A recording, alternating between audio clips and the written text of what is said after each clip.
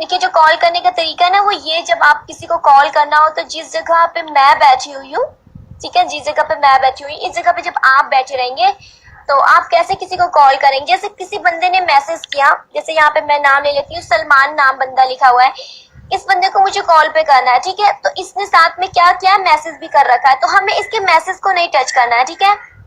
मैं आपको कॉल करूं, लुटेरा जेट आप मुझे कॉल नहीं कर सकते हैं, ठीक है।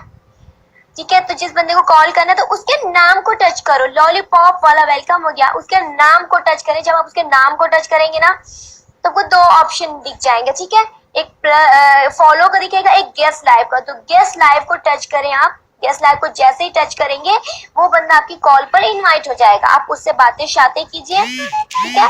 और जब उसकी कॉल आपको कट करनी है तो आप उसकी जो डीपी लगी होगी ना, यहाँ पे स्क्रीन उसकी चल रही होगी, उसकी डीपी को टच करें, बीचों बीच में बिल्कुल एक क्रॉस का निशान आ जाएगा, ठीक है, उस क्रॉस के निशान को टच करें और कंफर्म कर दें, उसकी कॉल कट हो जाएगी। ऐसे किसी को आप कॉल पे ले सकते हैं और ऐसे करके किसी की कॉल आप कट कर सकते हैं। इट्स सो इजी, ठीक है। पिया का नाम क्या है? थैंक्स मैडम जी। टच तो क्या है, आप पिक अप करें। अच्छा जी।